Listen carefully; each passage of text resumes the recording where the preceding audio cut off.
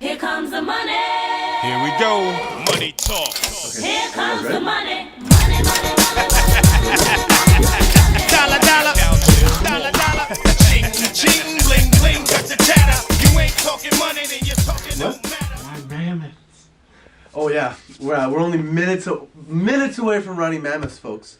Thanks for joining us once again on the program.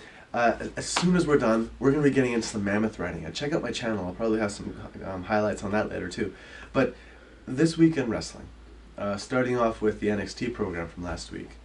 To kick off the program, it was a two-team tag team match, which featured American Alpha, Cass and Enzo, facing off against the team of the Blake and Murphy Factor and Dash and Dawson, who actually worked really well together as a heel tag team, don't you think? Yeah, before.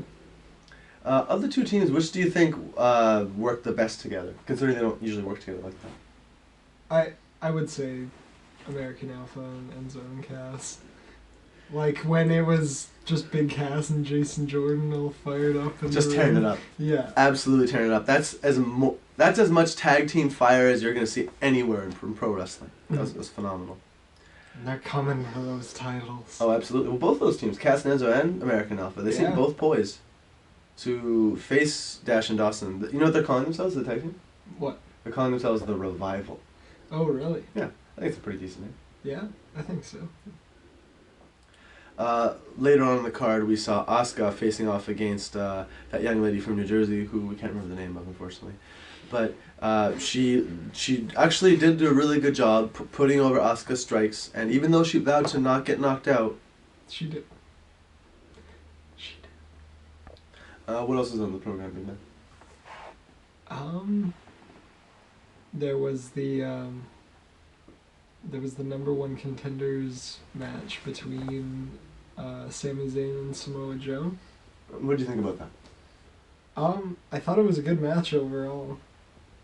I can't quite remember the outcome, but I remember that it was like another screwball finish where like William Regal had to come out and they talked to the ref, and the fans didn't seem too happy about that.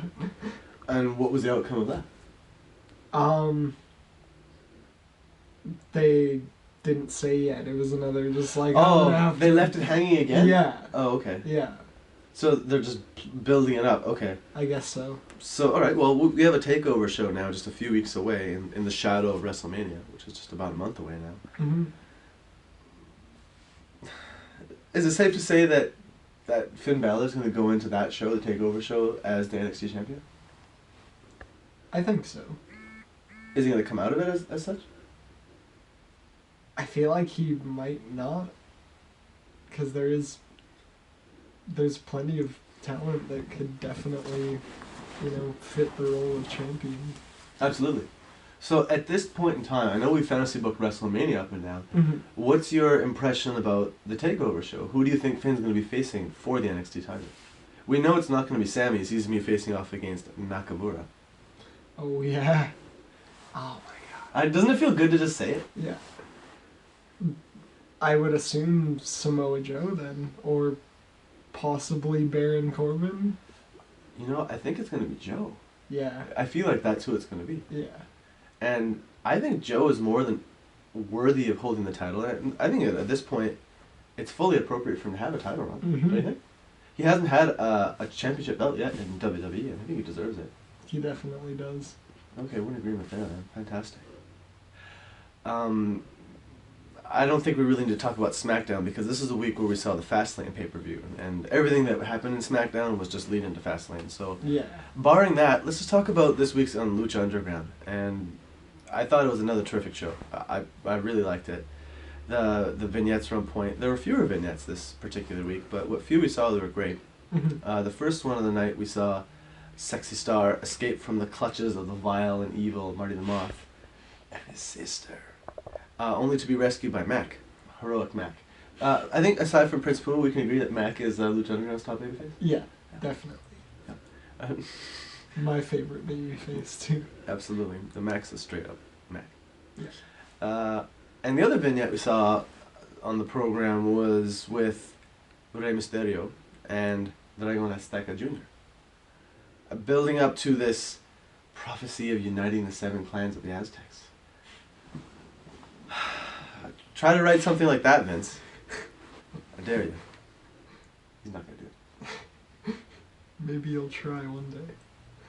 Well, he did create Undertaker, so who knows? Yeah. Speaking of Undertaker and his analogs, Mil Muertes once again sitting in his throne, overseeing the action in La Templo.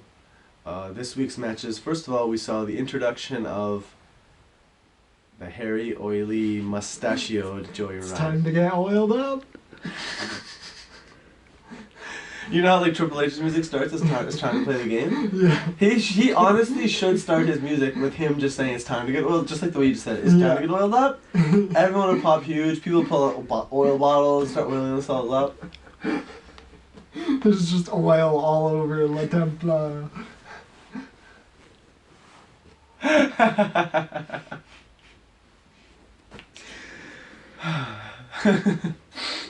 I like to think that because the people at Lucha Underground are really smart and forward-thinking television writers, they've already had this conversation, and they're gonna do it, right? Yeah.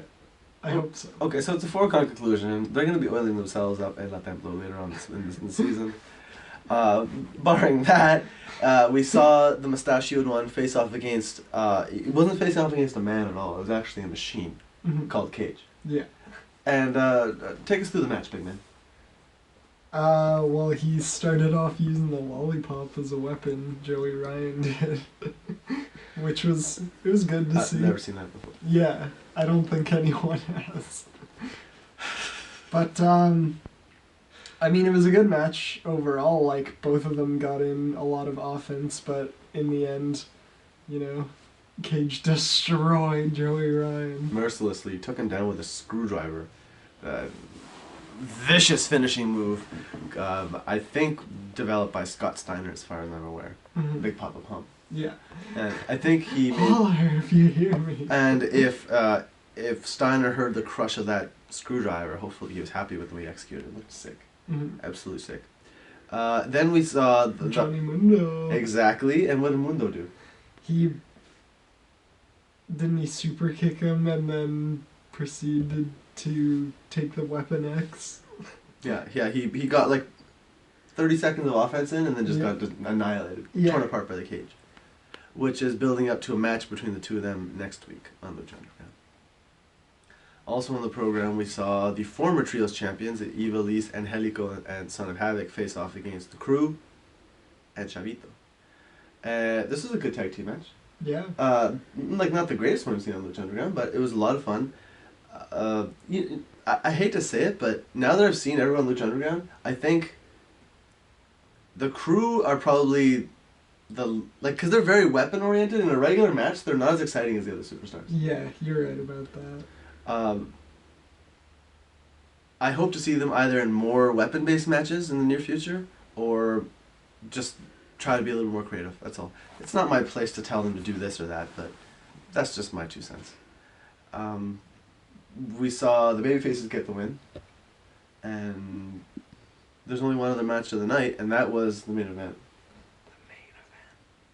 Which was spectacular. It was... Best finish of the week. Yeah, it was, absolutely. It was Vampiro's Disciplo.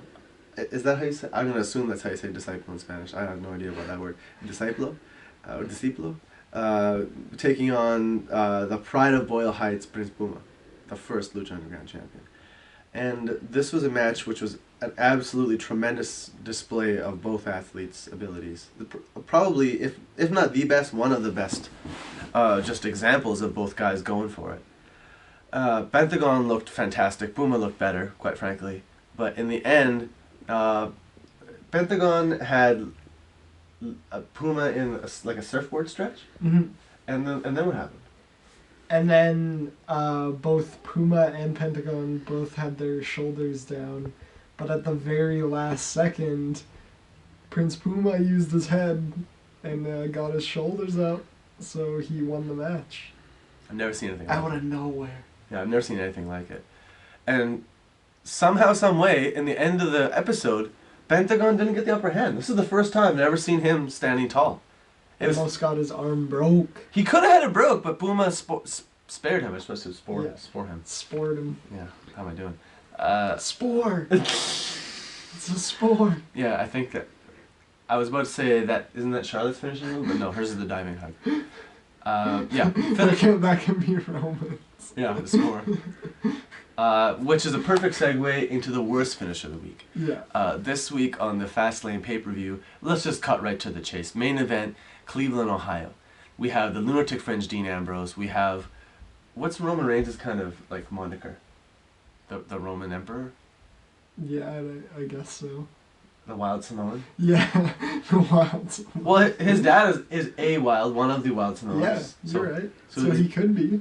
He could be Wild Samoan Jr. Yeah. Son, just like there's Son of Havoc, he can be Son of Wild Samoan. He actually can be, legitimately. Doesn't really roll off the tongue, but anyhow, No. it was Roman, Dean Ambrose, and the Beast, Brock Lesnar, facing off in a triple threat, no holds barred, #1 contenders match. The winner going on to face the Game Triple H at WrestleMania, and the finish was absolute trash. An otherwise excellent match, which we enjoyed tremendously. Yeah. We were jumping up and down. When he put him in the Kimura, I was so excited. And it wasn't the tattoo arm. No, it was. He got the weak arm. got the weak arm. Unprotected arm. Paul probably went through that with him. Yeah. Because he knows his dad. He knows that the Samoans, they empower their bodies with tattoos. Maybe many Bothans died to bring him that information. There's a lot of jokes I can make from that, but I'm just gonna leave that one and keep it going, pal. Rest in peace, Bothans. But aside from that, Brock Lesnar using the information to his advantage, applying the Kimura lock on the non-tattooed arm, and he had Roman dead to rights. But then Dean comes in with chair shots for everybody that leave Brock lying on the concrete, and Roman somehow empowered by these chair shots. Although, it did almost look like Roman was going to power out before Dean came in and hit him with the chair. I think Roman was about to tap. He's like, "Oh, I can't go any further, Kimura, no!" I don't know, he looked like he almost had him up. He could have slammed him down, maybe. Maybe. I've never seen anyone do that to Brock, but could have been. Yeah. It could have. The Roman Emperor.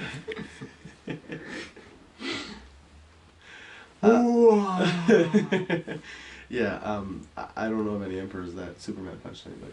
But I don't know. Also, I will say, highlight of that match for me was when Dean slapped Brock. That was fantastic. Yeah. He ate an F5 for his trouble, but Yeah. but it It was worth it was very bold. Yeah. It was very bold. My personal favorite spot of the match, it had to be the Samoan drop German suplex. Oh my spot. god, I forgot about that. That was amazing. Incredible strength by Lesnar because he lifted both of those guys. Yeah.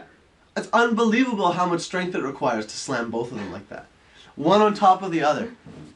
Just, Lesnar's a machine. The Beast. He's a beast. He's a machine. I just about called him a machine, sorry. Lesnar versus Cage. A beast versus a machine? Yeah. That sounds like a Rage Against the Machine song. Yeah, it could be.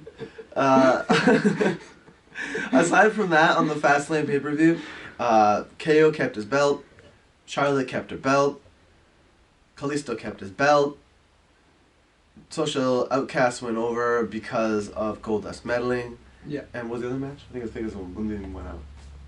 The 6-man tag of Big Show Thank you. and Kane and Ryback. Real quickly. I'd say it was a pretty straightforward match. Like, they both got a lot of offense in, and then in the end, it was... I forget exactly how the finish went, but I know that Big Show, Kane, and Ryback went over. Oh yeah, he hit Harper with the shell shock that looked like he maybe injured him. Oh yeah, that's right. I don't know, Internet. I really don't know. Some people say he injured the Harper. We saw him on Raw the next night. I will say this though, when Harper was in the ring with Ryback, and we'll get to that, he looked like he was being a little extra snug. Yeah. But it's Harper. He's really snug, so who knows.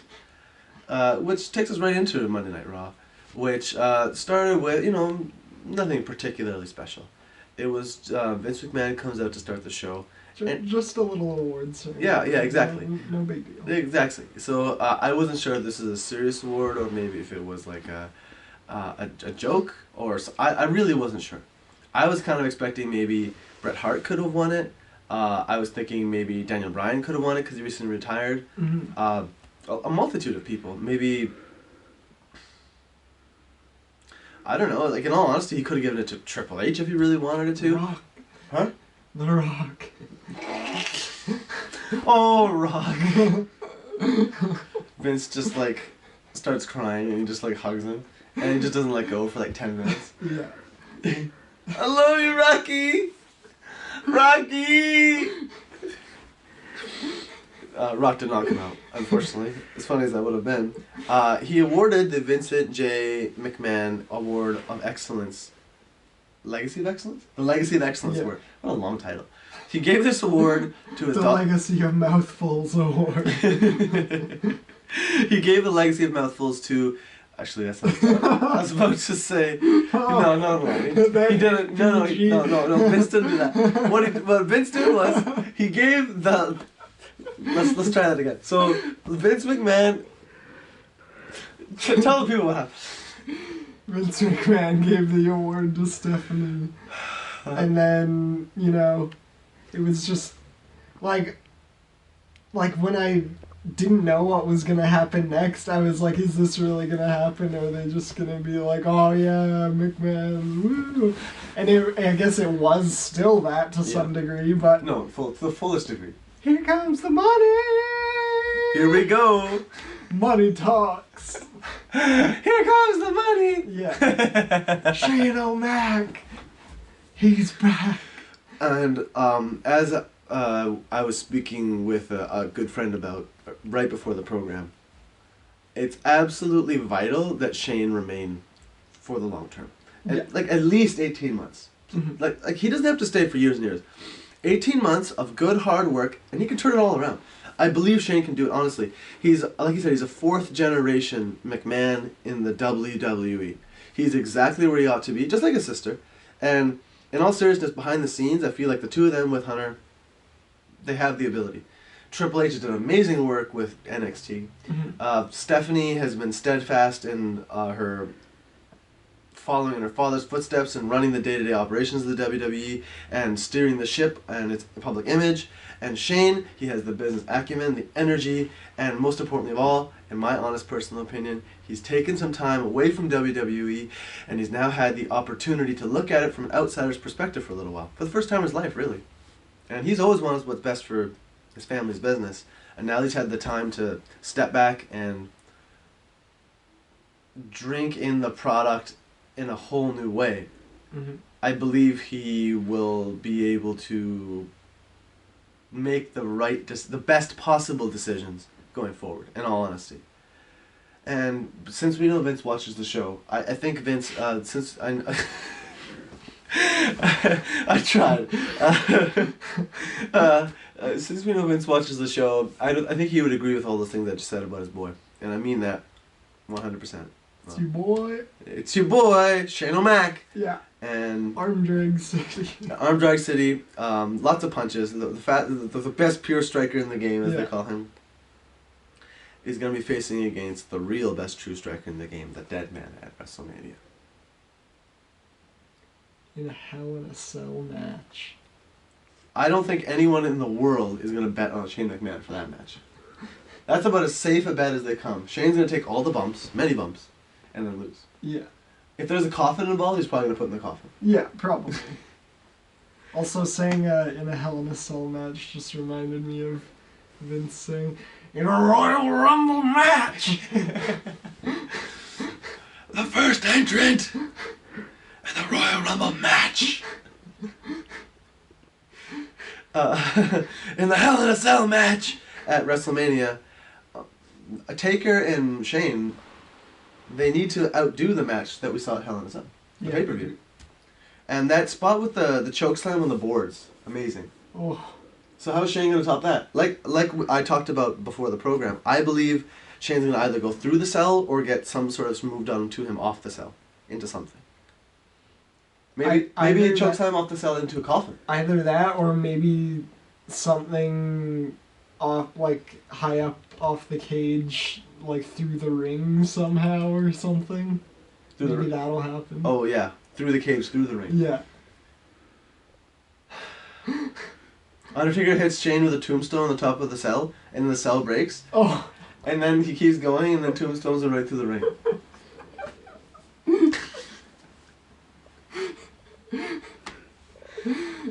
and then another tombstone onto the floor too. Yes, yeah, absolutely. And Yeah. the camera zooms in, and then he's still in the tombstone position on the floor. Yeah. Michael Cole would just ruin the delivery of it. He'd be like, And Byron Sexton. Wow! wow! Undertaker! He just, what a maneuver! Through the cell! Oh, wow.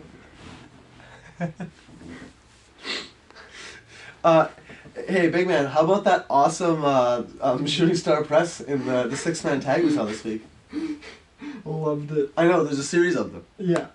Where we saw Adrian Neville hit, I believe it was Xavier Woods, or maybe it was Big E, one of the two, with a shooting star press off the apron. Unbelievable. Mm-hmm. And then we saw Kalisto just jump off his back with a shooting star press as well. Unbelievable. Yeah, all the shooting star presses. I know. I'm at home. Mauro Ranallo rolled his eye so hard he injured his eye and can't come to SmackDown. Yeah. No. You can't see the matches. 'Cause You can't see the matches anymore. So if someone were describing the matches to Mauro, he'd still do a better job. yeah, probably. Because the person describing the match to him would know the names of the moves. I still one day, I can only hope for Morrow, King, and Booker on commentary. I don't think you have to wait too long. Maybe not for Booker, but King and Morrow. Vince, please. Hey, didn't we wish for Shane at one point? Yeah, we did. We totally did. Yeah. We wished for Shane. We wished for AJ. Who else? What else have we wished for? We wished for all sorts of stuff. We wish for Shinsuke. Yes, we did. We wished for him. And here he is. What else? What other stuff have we wished for? We wished for all sorts of crazy things that have actually come true somehow. I don't know if we wished for the Dudley Boys, but that was a dream come true. Yeah. I felt like the Dudley Boys came back like shortly after we started watching again. Like not that long after. You're right. Yeah, once the New Day got hot. Yeah, pretty much. Mm-hmm. They needed like a foe, and they have a foe now in the Yeah. heel Dudleys, who we saw also on Raw this week. Exchanging words with the Usos. Usos were in a nice enhancement match against Ascension. We might as well just rename Ascension the enhancement. Yeah. I'm so sorry, Ascension. Oh my god. We are the enhancement. Welcome to the wasteland. Okay, in all seriousness, good match. Feud continues, Usos and Dudleys, leading to a WrestleMania match, don't you think? Mm-hmm. Also on the program, we saw Kevin Owens. Excuse me, what was Kev up to? He was in a match, I believe. Was it a match against Dolph Ziggler? No, that was at the Fastlane paper. Oh, right. Or maybe, we saw Kev, I don't remember who his opponent was. I know that we did for sure see Charlotte book herself into a match against Sasha Banks and Becky Lynch for WrestleMania. And that's something I think we both agree is best for business, something that's very exciting. And who do you think's going over at this point? I know you and I have been talking about this for a while, like this pairing. Who's going over? I think it's gonna be Sasha, but I hope it's Becky. There's a very low likelihood of Becky going over, but I would like that too. Yeah. For sure. But it probably will be Sasha in all seriousness. Because the people, the children want Sasha. Sasha's going to be standing tall, just like Seth at the end of WrestleMania. Yeah. Holding that. With the belt and the fireworks. Exactly. And Seth's going to be weeping. Yeah. Oh man, I need Seth back so bad. Dear diary. Money in the Bank. It's happening. It's happening, absolutely. Yeah, that's when he'll be back. I'm calling it. Thanks, big guy. That makes me feel better. Yeah. Also on the program, we saw a boring and otherwise unremarkable match between Sheamus and the Roman Emperor. And in the end, somehow, some way, Roman got extremely bloody at the hands of the Game Triple H. The Game Triple H came out. He started ripping into Roman, smashed his head against the announce table about 25 times. Yeah. And Then he was busted open and bleeding like a stuck pig. Then The you give him a pedigree on the steel steps. pedigree on the steps, setting the table for WrestleMania. But I think we both can agree that Roman's still going over. Yeah. This is a man that just about almost somehow powered out of a Kimura. Yeah. A move that Undertaker tapped out to in about 5 seconds. Yeah. I don't know what to say, Vince. I don't know. You've granted all of our wishes. I was just thinking earlier, what's the next thing we should wish for? How about some sensible Roman Reigns booking? Yeah, that'd be nice. It would be. But you know what is sensible and good for business? Maybe not, in a realistic sense, in that it's not particularly sensible decision for one of the parties involved. But what I'm talking about is the WrestleMania match between Dean Ambrose and the Beast Brock Lesnar. How did the Beast get this party started? Well, he attacked Dean Ambrose before Raw even started, as they showed video of. And, sent Dean to the hospital. And, I think Dean went to that same place that him and Harper went to. Remember when they had that match where they went in the van for a while? Oh, yeah! Remember? Yeah, They fight into remember that truck and they leave for most of the show? Yeah, and then they, didn't they come back and they were, still fighting? But the other person was driving now? Yeah, yeah. So good. Yeah, Dean went there. But then Dean, shades of the feud with Bray Wyatt, comes back in an ambulance and crawls his way back to the ring to face the Beast, Brock Lesnar. And then Brock proceeds to step on his head. Yeah. Hit him with an F5 on the concrete. Yeah. And Paul Heyman's dropped the mic right on his face. Yeah. Pretty much. But that being said, they're going to be facing each other in a no-holds-barred street fight at Mania. I think we can all agree this is the only possible way anybody can defeat Lesnar is with weapons. Yeah. Basically.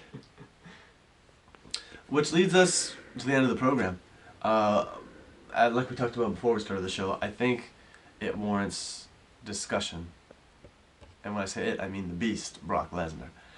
Brock Lesnar has become WWE's preeminent superstar. I think we can agree after now watching the program diligently and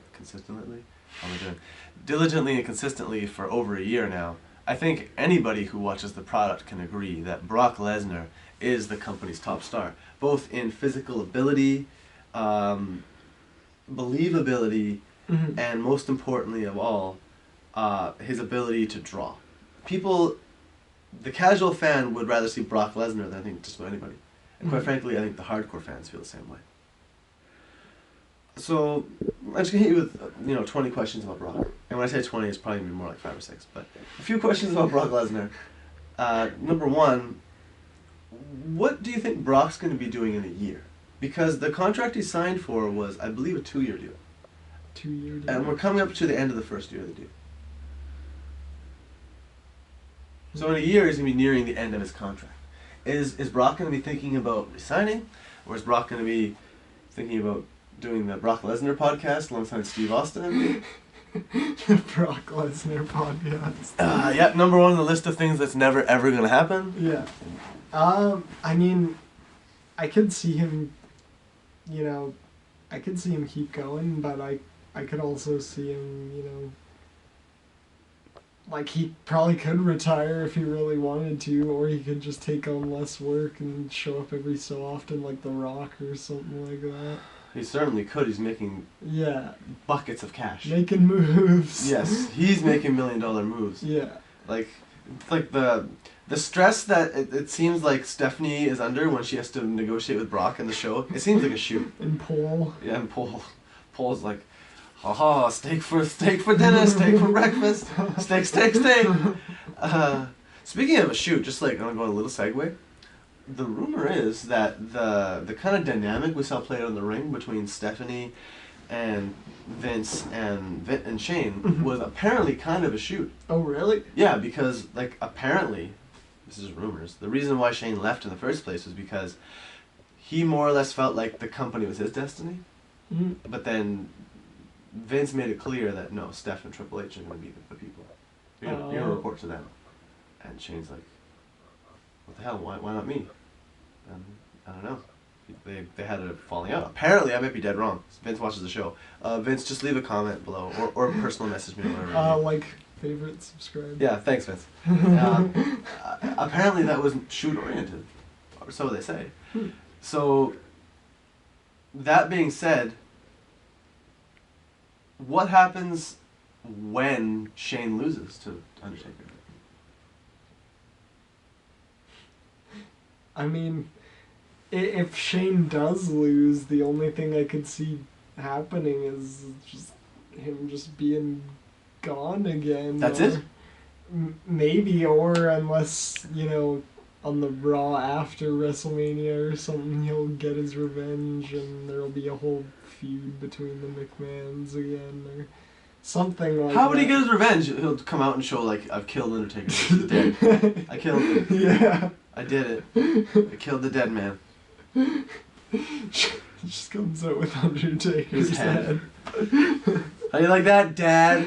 Throws his head at his feet. How's that for a Raw open? Tonight is the night. Fantasy booking. Just purely fantasy booking. Yeah. We got off on a real tangent there. Getting back to the point about Brock Lesnar, where do you think he's going to be in a year?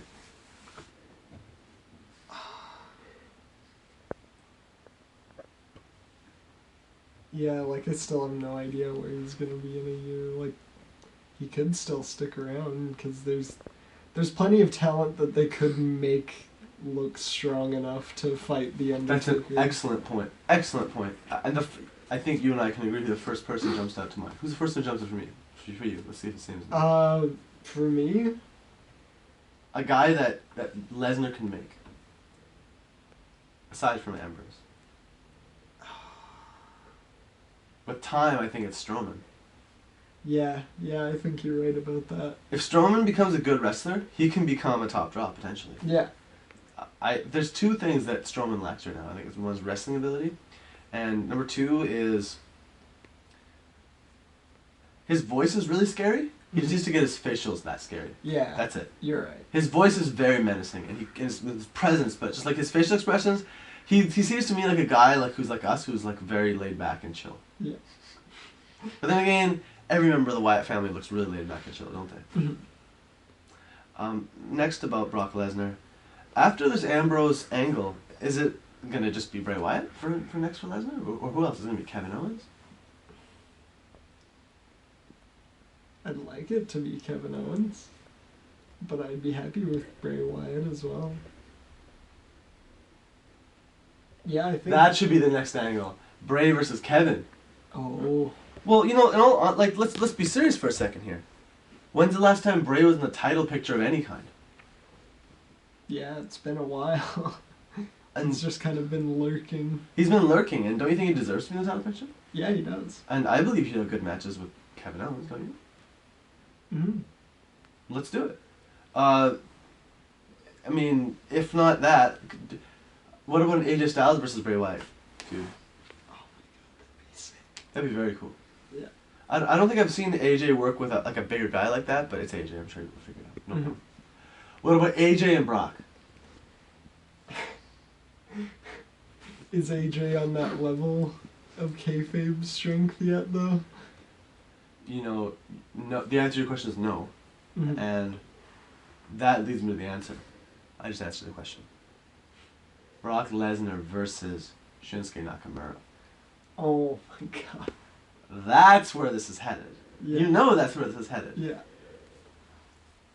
That has match of the year written all over it. Yeah, it does. The stiffest, most outrageous wrestling match in years.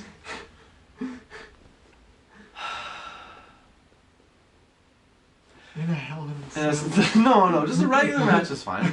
No problem. Well, Kimura on the boards. On the boards.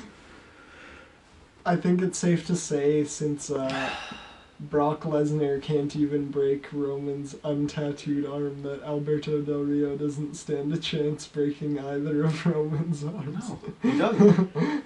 He might as well just only try to go for a stupid stomp. Yeah. And that's not gonna work either. Sin Cara. Oh! Are you ready? Oh. My arms are getting tired. Just stomp me already. Just hit me with that stomp, essay.